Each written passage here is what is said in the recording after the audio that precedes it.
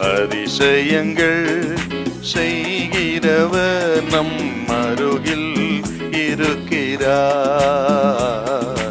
அற்புதங்கள் செய்கிறவர் என்றும் நமக்குள் வசிக்கிறார்.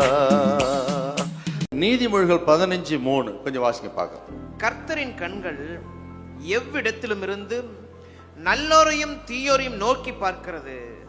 கர்த்தருடைய கண்கள் எவ்விடத்திலும் இருந்து நல்லோரையும் தீயோரையும் நோக்கி பார்க்கிறது. அப்படின்னா ஆண்டவர் நம்மை பார்க்கிறார் என்ற உணர்வு எப்பொழுதுமே நமக்கு இருக்க வேண்டும். அப்பதான் பாவத்தை ஜெயிக்க முடியும், பாவத்திலிருந்து பாதுகாத்து கொள்ள முடியும். கர்த்தர் என்னை பார்க்கிறார் என்கிற உணர்வு. கர்த்தரின் கண்கள் எவ்விடத்திலும் இருந்து நல்லோரையும் தீயோரையும் நோக்கி பார்க்கிறது. இந்த உணர்வு இல்லாதனாலதான் இன்றைக்கு அநேக துணிகரமாய் பாவம் செய்கிறார். நீங்கள் வேதம் முழுவதும் வாசித்து பார்த்தீங்கன்னா பக்தர்கள் இந்த உணர்வோடு இருந்தார்கள். அதனாலதான் அவர்கள் பாவத்தை ஜெயித்தார்கள், பரிசுத்தமாய் உலகத்திலே வாழ்ந்தார்கள். நம்ம எல்லாரும் அடிக்கடி வாசிப்போம் யோசேப்பு குறித்து. அந்த ஸ்டேட்மெண்ட்டை கொஞ்சம் கவனிங்க. ஆண்டவர் என்ன பார்க்கிறான்ற உணர்வு யோசேப்புக்கு எப்படி இருந்திருக்கு பாருங்க.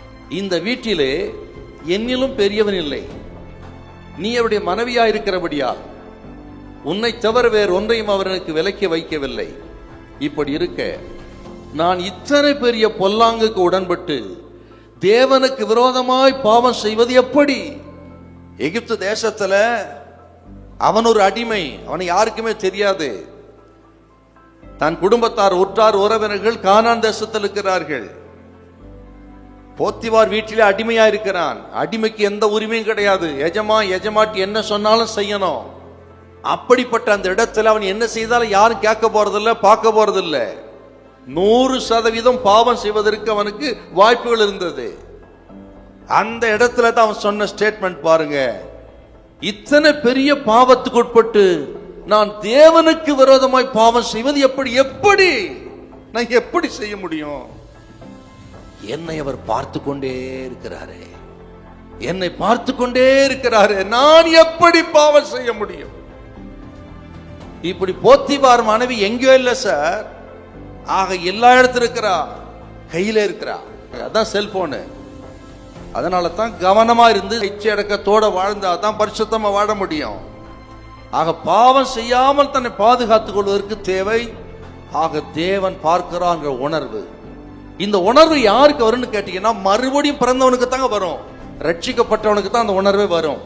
அந்த உணர்வு வரலன்னா உங்க ரட்சிப்பே சந்தேகம்தான். மறுபடியும் பிறந்தவன் தான் உயிருள்ளவனுக்கு அடையாளம், மறுபடியும் பிறக்காத செத்தவன். இந்த உணர்வு இல்லைன்னா செத்தவர்களுக்கு அடையாளம். அந்த நிலைமைக்கு யாரும் போகப்படாது. ஆகவே கர்த்தரை பார்க்கிறான் உணர்வோடு கூட நம்மை பரிசுத்தப்படுத்திக் கொண்டு இந்த உலகத்திலே பரிசுத்தமாய் ஜீவிக்கணும். கர்த்தருடைய வருகை எப்பொழுதும் இருக்கலாம். ஆக கவனமாயிருங்கள். ஹல்லேலூயா, ஹல்லேலூயா.